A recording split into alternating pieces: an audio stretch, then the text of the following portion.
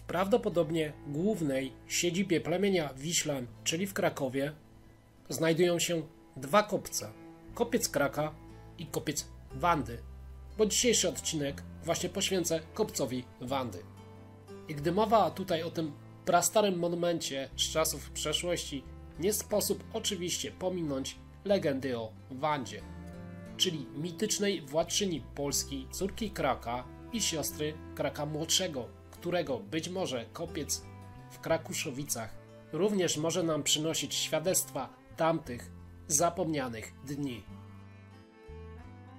Oczywiście sama legenda ma nawet kilka swoich wersji, ale to nie to tutaj jest najważniejsze. A w samym opowiadaniu zdecydowanie odnajdujemy wątki germańskie, co jednak oznacza samo imię Wanda. Mamy tutaj do czynienia z kilkoma hipotezami i naprawdę trudno jest rozstrzygnąć, która z nich jest właściwą, bo niegdyś plemiona germańskie nazywały Słowian Wenedami, a to prowadzi nas do Wenedyjki, czyli Wandy, ale kadłubek, imię tej szlachetnej księżniczki, wiąże z ludem Wandalów, czyli ludem germańskim. A przecież nazwy te wraz z biegiem czasu mogły być używane zamiennie i bardzo trudno będzie nam odpowiedzieć, która z nich tak naprawdę jest właściwą.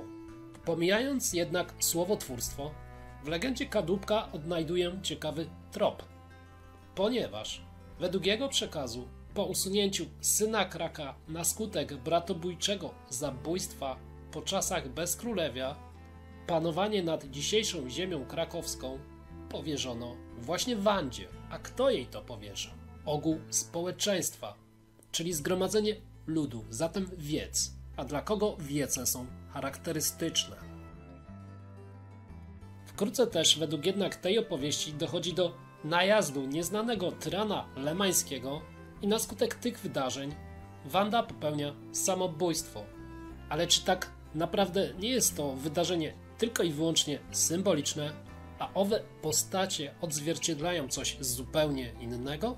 Być może starcie dwóch różnych światów, czy też być może dwóch różnych kultur.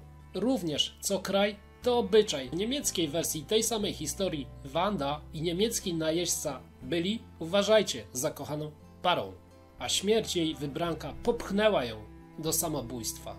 Jakakolwiek byłaby prawda, widzimy symboliczny, nierozerwalny związek Słowianki z Germanem.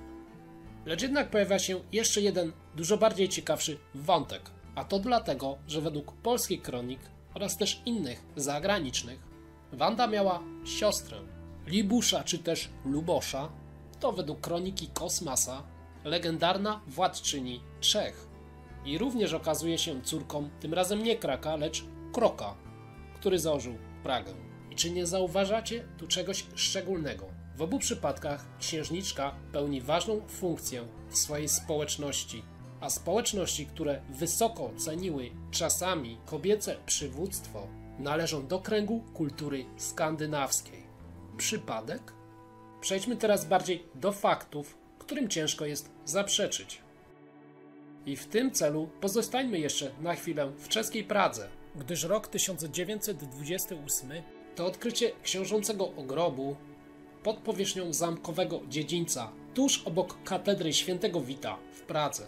Nie ulegało wątpliwości, iż był to elitarny pochówek, znajdujący się w najważniejszym punkcie wczesnośredniowiecznego grodu książąt czeskich, datowany na IX-X wiek naszej ery. A co szczególnie jest tutaj istotne, to obok odkrytego pochówku usypano tam skandynawski kopiec, czy też może kurhan, który swoim wyglądem przypomina nam wczesnośredniowieczne kopce Kraka i Wandy w naszym Krakowie.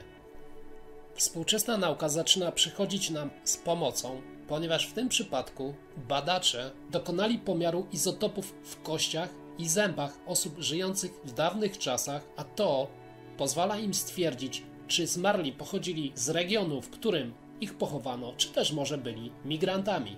Dodatkowo próbki do badań pobrano ze szkliwa zębów tamtejszego władcy, a jest to najlepszy z możliwych materiałów do analiz.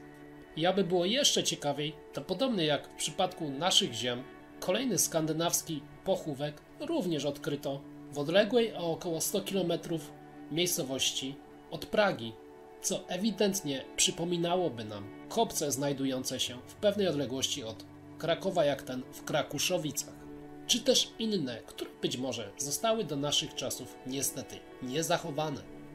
W każdym razie jednoznacznie stwierdzono, iż pochowany mężczyzna pochodził ze Skandynawii.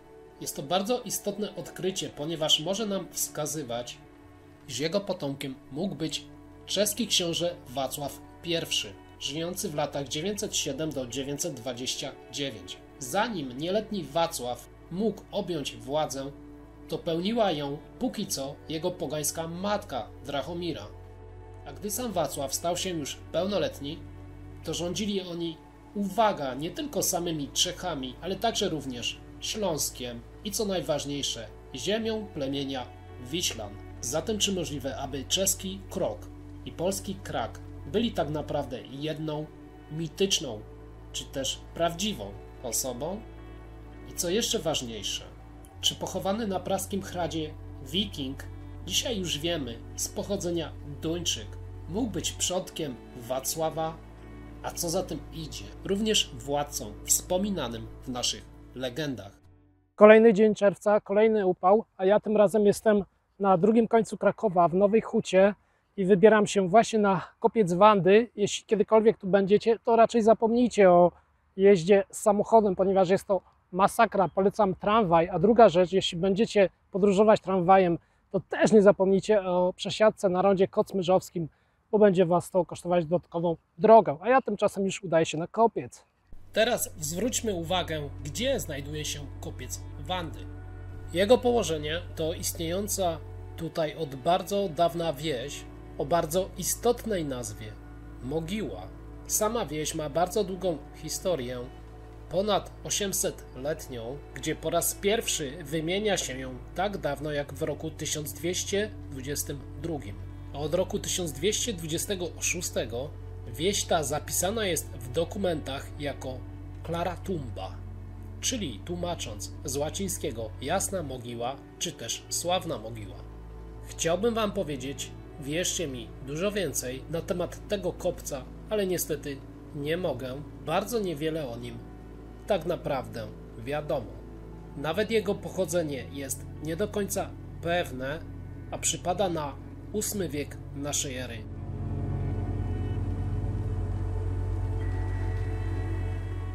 Znamienita jest na pewno dla nas nazwa wsi Mogiła, która wskazywałaby, iż kopiec kiedyś być może usypano jako duży grobowiec przedstawicielki, a kto wie, może nawet przedstawiciela możnego rodu pierwszych ślańskich władców.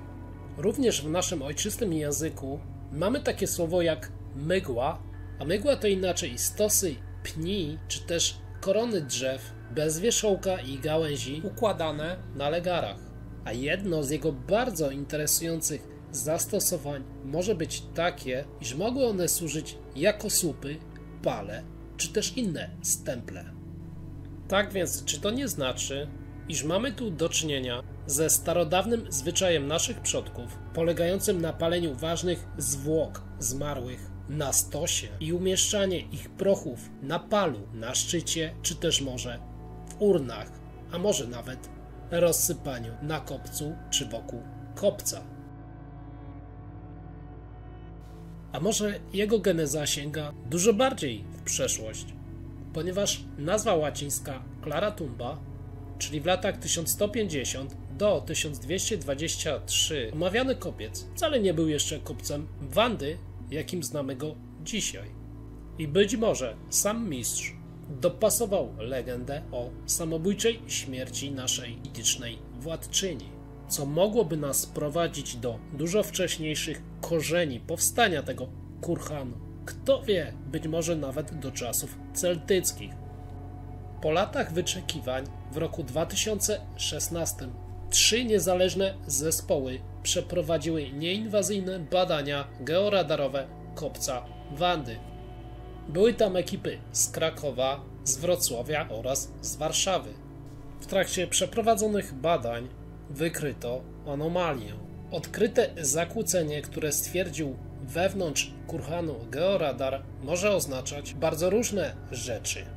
Ciężko jest odpowiedzieć na pytanie, co właściwie tam odnaleziono. Wyniki badań nie są w ogóle dostępne do dnia dzisiejszego. Czy jest tam komora grobowa, która mogłaby chować szczątki mitycznej władczyni Wiślan? Czy jest tam być może pozostałość słupa, która wskazywałaby na Wikingów, czy też na celtycką budowlę?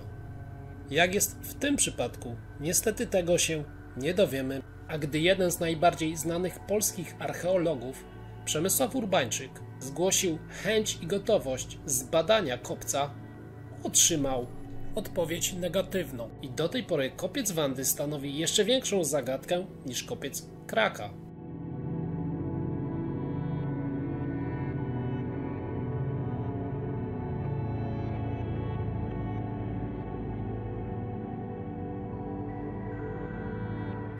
Podsumowując historię związaną z kopcem Wandy, to ten kurhan właśnie obok kopca Kraka ewidentnie może wskazywać na dzisiejszy Kraków, którego całe wzgórze wawelskie wraz z kopcami i grodem stanowiło punkt centralny prawdopodobnie wielokulturowego plemienia Wiślan, przypominając coś na kształt greckich państw miast, gdzie pod jego władaniem znajdowała się dalsza okolica, posiadając niewątpliwie własne zaplecze gospodarcze, kontrolę nad szlakami handlowymi, czyli przepływem towarów, ludzi i usług.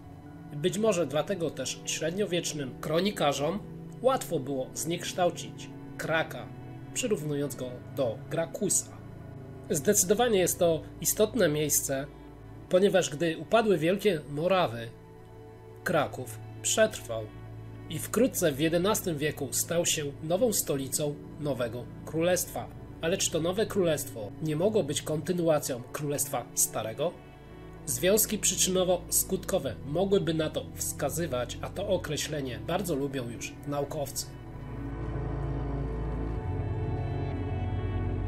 A ogromne kopce Krakowa, Kraka i bohater dzisiejszego odcinka, Wandy, zdają się być niezaprzeczalnymi symbolami obecności tutaj jakiegoś wielkiego rodu, czy też grupy przywódców wywodzących się z tego rodu, którzy niewątpliwie posiadali potencjał organizacyjny i próbowali stworzyć tu swego rodzaju, być może nawet, państwo.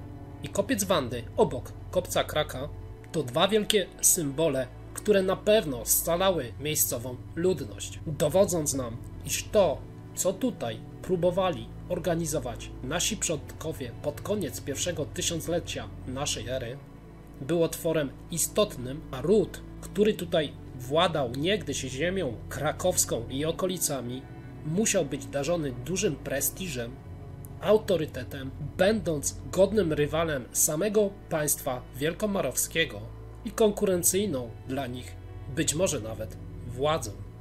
Ten odcinek z mojej strony zamyka temat krakowskich kopców, ale nie zamyka tematu Wiślan. Zapraszam Was do dyskusji pod filmem, ponieważ zawsze jest ona inspirująca i wnosi ciekawe rzeczy do tematu. A jeśli uważacie ten kanał za wystarczająco ciekawy, to zapraszam do subskrypcji, bo w ten sposób będziecie otrzymywać kolejne powiadomienia o najnowszych filmach z tego kanału. Pozdrawiam wszystkich, do usłyszenia i do zobaczenia.